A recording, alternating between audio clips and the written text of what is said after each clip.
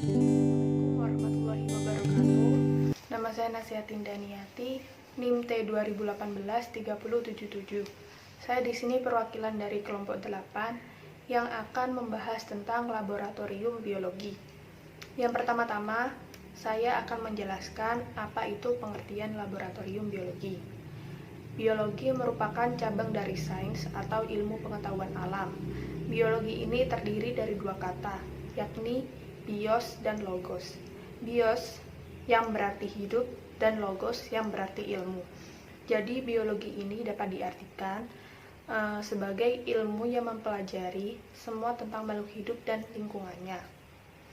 Laboratorium ini dapat diartikan sebagai tempat riset ilmiah, eksperimen, pengukuran atau pelatihan ilmiah.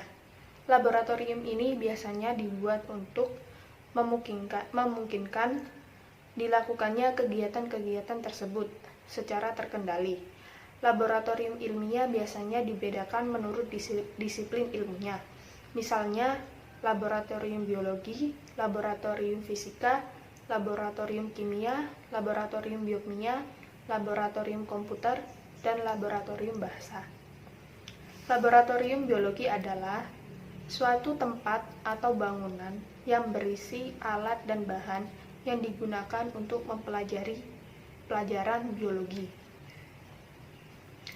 Fungsi dari laboratorium biologi bisa disebut sebagai berikut. Yang pertama, membantu siswa membangun pengetahuan tentang fenomena alam. Yang kedua, mengembangkan keterampilan kecakapan hidup melalui kegiatan ilmiah untuk memperoleh generalisasi atau kesimpulan berupa penjelasan ilmiah. Saya akan menjelaskan apa itu karakteristik laboratorium biologi. Yang pertama, ruangan laboratorium biologi umum. Ruangan ini berukuran panjang 18,8 m, lebar 7,45 m, dan tinggi 3,5 m. Ruangan ini berfungsi sebagai tempat kegiatan belajar mengajar dan praktikum mata kuliah biologi umum. Selain itu, bisa berfungsi sebagai tempat rapat, program studi, dan sidang mahasiswa. Yang kedua, ruang laboran.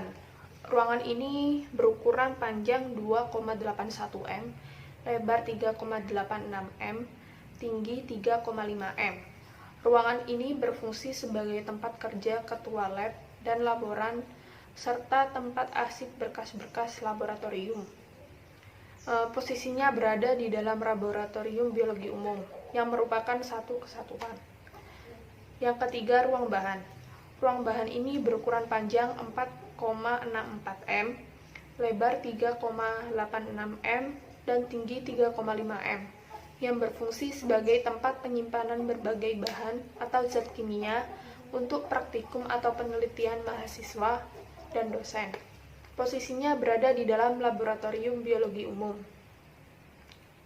Yang keempat, laboratorium biologi. Laboratorium ini memiliki ruangan dan fasilitas yang dapat digunakan untuk melakukan praktikum mata kuliah dasar dan mata kuliah lanjut, dan penelitian dengan kapasitas ruangan kurang lebih 40 orang. Dalam pelaksanaan kegiatan, laboratorium biologi ini memiliki 5 unit laboratorium sesuai dengan kelompok bidang keahlian yang ada dalam jurusan biologi, yaitu yang pertama unit ekologi, yang kedua unit botani, zoologi, mikrobiologi, genetika, dan molekuler. Kelima unit laboratorium ini dirancang untuk menunjang pelaksanaan kegiatan praktikum mata kuliah serta kegiatan penelitian dosen dan mahasiswa serta kegiatan pengabdian pada masyarakat. Setelah ini saya akan menjabarkan dari kelima unit laboratorium tersebut. Yang pertama adalah unit ekologi. Di sini laboratorium ini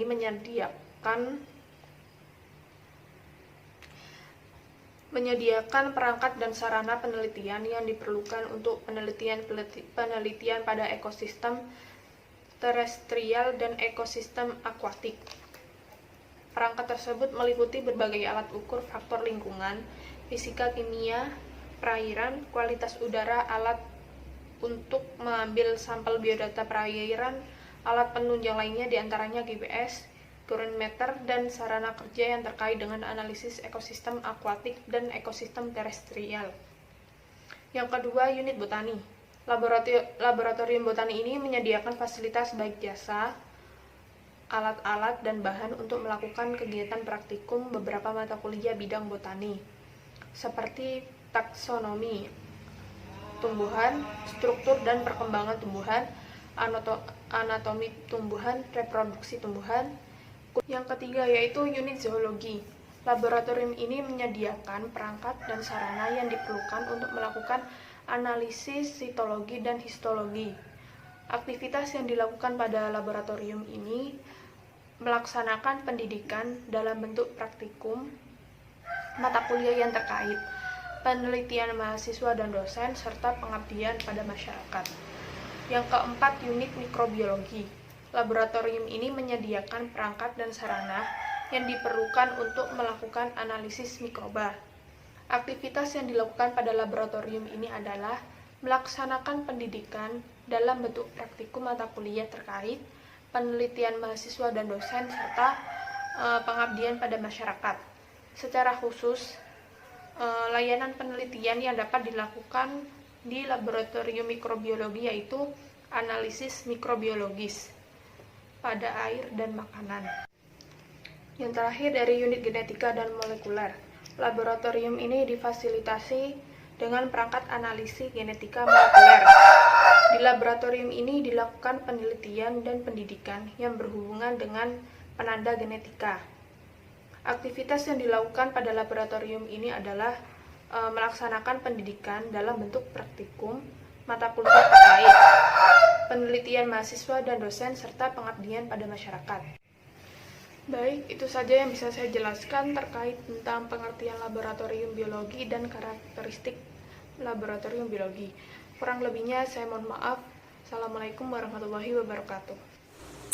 Assalamualaikum warahmatullahi wabarakatuh. Nama saya Elza Ainun Roisur Rahman Iza Melanda. Saya di sini sebagai pemateri kedua akan menjelaskan tentang sarana dan prasarana laboratorium biologi. Untuk memperlancar suatu proses eksperimen di laboratorium tertentu, dibutuhkan sebuah alat dan bahan laboratorium. Dan setiap alat memiliki bahan yang ada di dalamnya. Laboratorium memiliki fungsi yang berbeda-beda. Alat dan bahan yang dibutuhkan oleh laboratorium biologi antara lain ada 11 alat. Yang pertama, mikroskop, lalu loop, lalu stetoskop, lalu autoclave, kotak genetika, tetarium, audus fotosintesis, vasculum, root brochure, pinset, dan di sini saya akan menjelaskan sedikit fungsi dari beberapa alat-alat tersebut. Yang pertama ada mikroskop. Mikroskop ini adalah sebuah alat yang sering ditemui dalam laboratorium biologi. Alat ini sangat penting dalam penelitian dan eksperimen karena digunakan untuk melihat sebuah objek yang memiliki ukuran yang sangat kecil agar dapat dilihat dengan mata. Selanjutnya ada loop atau kaca mata pembesar. Alat ini hampir sama fungsinya dengan mikroskop, tetapi tidak terlalu kecil yang dilihat atau bisa dikatakan membesarkan benda yang kecil menjadi jelas. Selanjutnya ada standar operasional prosedur laboratorium biologi. Standar operasional prosedur laboratorium biologi di sini ada 3, yakni yang pertama tata tertib laboratorium, yang kedua pembelian alat dan bahan penelitian, yang ketiga mekanisme peminjaman alat laboratorium untuk penelitian. Mungkin hanya ini dari saya. Wassalamualaikum warahmatullahi wabarakatuh.